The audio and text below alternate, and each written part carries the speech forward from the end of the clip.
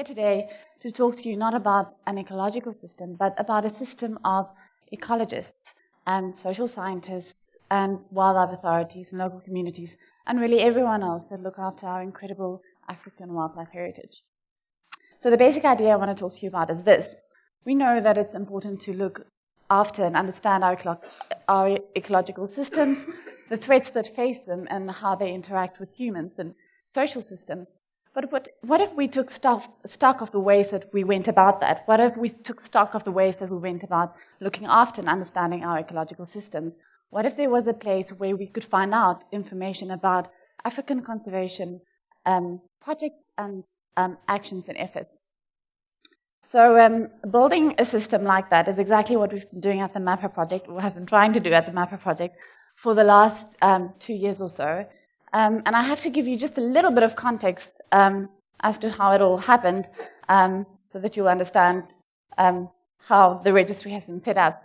The MAPA Project is a non-profit organization based in Cape Town.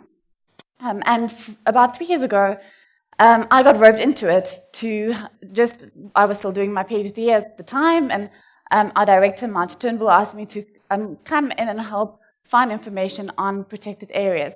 So we were putting together a website and a map of African protected areas. It sort of ran in parallel with another project, another TEDtalk, that saw volunteers being sent into the field and mapping protected areas in Africa.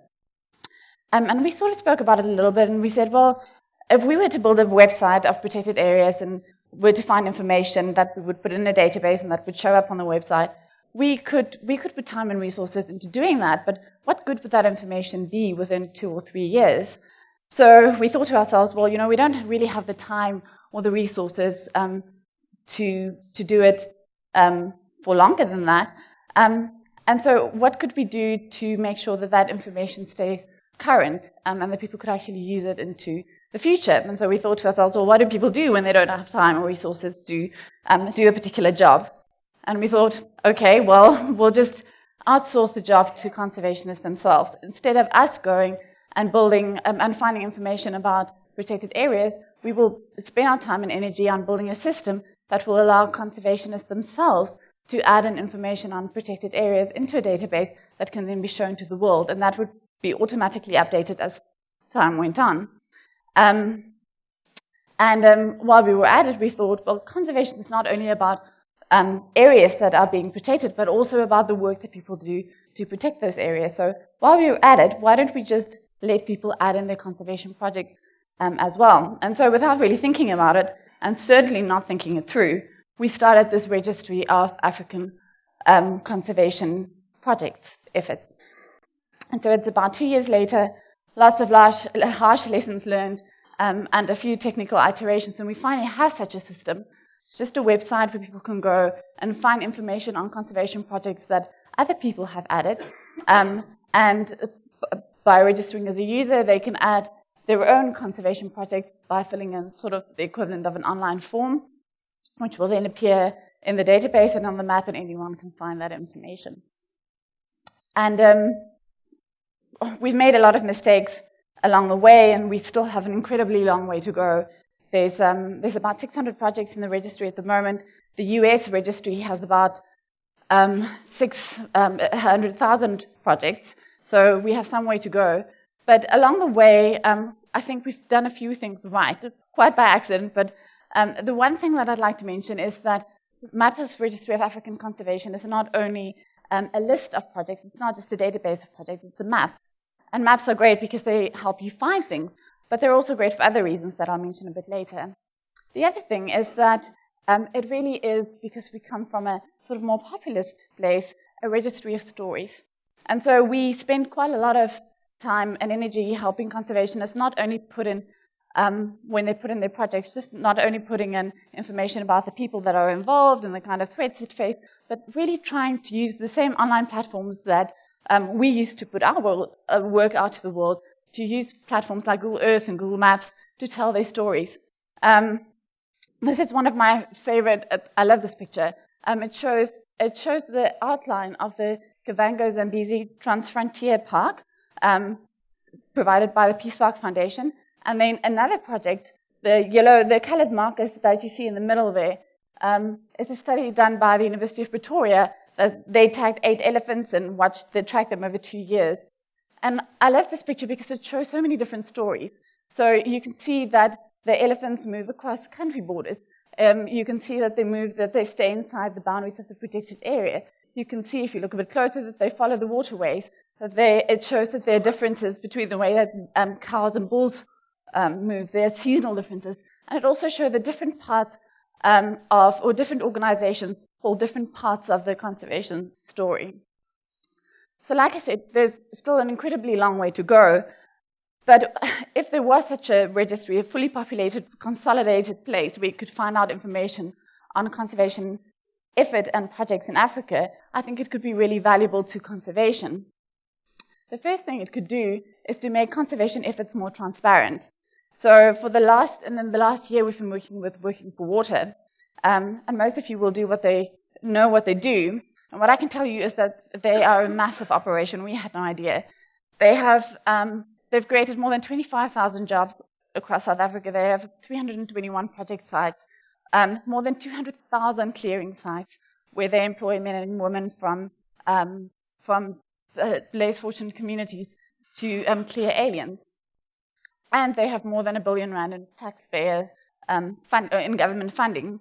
And because that is taxpayers' money, they are accountable for that money, for how they spent that money.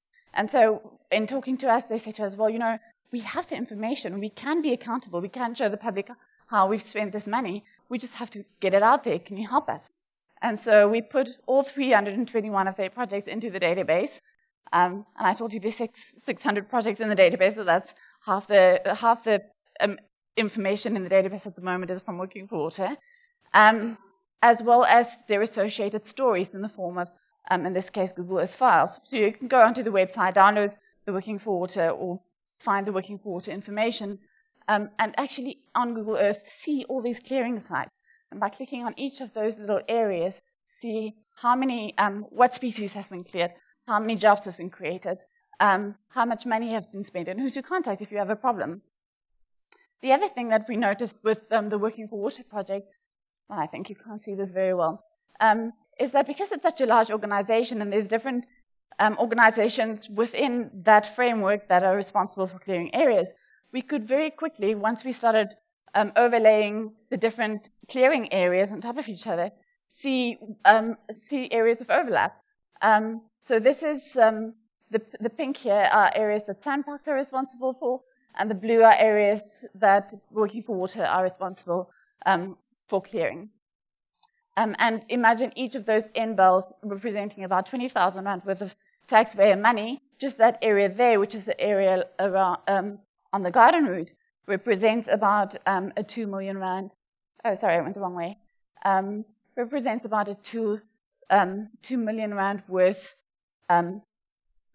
of money, of investment. So it's really worth identifying these areas of overlap. The other point that I want to make is that because it's an online registry, people that don't have an online presence can use this catalog, this index, to put their information up on the internet. One of the questions we get a lot is, if I want to find out information on conservation projects, why can't I just go do a Google search? And we say, no, that's great, still do the Google search. But for Google searches to work, people have to be on the internet in the first place. And even if you are on the internet, listing yourself in context and connected to other conservation projects means that when people do a Google search, even if they've never heard of MAPA before, they actually have a better chance of finding you. By the same token, people that have an online presence can take what they want from the database and just repackage it and put it on their websites and their blogs and their social media pages and share it in the context that they want people to see it, tell the stories that they want to tell. So at its most basic, I think that a registry of conservation effort can really help people find information on conservation projects and make it more visible to the world. It can help corporates and funders find the projects that align best with their goals and that they can fund and support. It can help conservationists connect with each other. So you want to start a beekeeping project somewhere in the Luangwa Valley. Find out who else is doing beekeeping projects. What are the problems, the successes, the failures? What equipment do they use? Who do they need to speak to? How can they better make sure that this is a successful project? And it can also help people that are sort of outside of conservation but would like to contribute, find the project that they could best contribute to. So citizen science projects and projects needing volunteers, you can find them all here. But I believe that a registry of African conservation can do a lot more than just help us find information on conservation projects. I believe it can also help us to understand conservation. So I already mentioned that MAPA's registry is not only a list of conservation projects, but it's also a map. Now, maps are great, like I said, because it can help you find things more easily, but it's also great because it puts information in context. In this case, it can put projects in context of other conservation projects, but it can also put it in context of other correlates of conservation. So we can look and see where all the conservation projects are relative to where protected areas are, or perhaps where protected areas are not but should be, or where ecoregions are, biodiversity hotspots are, things that are more important to society as well. So where are all the conservation projects relative to where animals and people are water stressed or will be water stressed, where climate change is projected to happen, and things that we perhaps don't think about as often in a conservation context, where are conservation projects relative to where people have access to electricity or to areas that have high levels of violence and conflict. And I believe it's once we start thinking about these sorts of things, the things that sometimes highlight the fact that it's tough to live in Africa, that a registry of conservation efforts for Africa is such an important and exciting thing. We know that Africa is a tough place to live, and once we start digging a little bit deeper, once we start moving from just visualizing conservation projects to actually analyzing them, I'm sure that we'll often find that resources are being spent on efforts that don't translate into conservation success on the ground. But I think the exciting thing is that we'll also find that despite all the external pressures on it, you will find organizations, institutions, individuals, and projects that, despite all the pressures on it from the outside, are still successful, adaptable, and resilient. And surely, when we look for those character traits in efforts and projects, people, resilience, adaptiveness, and success, surely Africa is the place to look for it. So I have a dream that my dream is that in a couple of years, people will look to Africa and look to our efforts to stocktake and not go, oh, well, that's really well done, for Africa, but go and say, well, we have this really big conservation problem. How are we going to deal with it? Let's look to see what the Africans are doing. Surely Africa knows how to conserve. What does Africa do? Thank you for your time.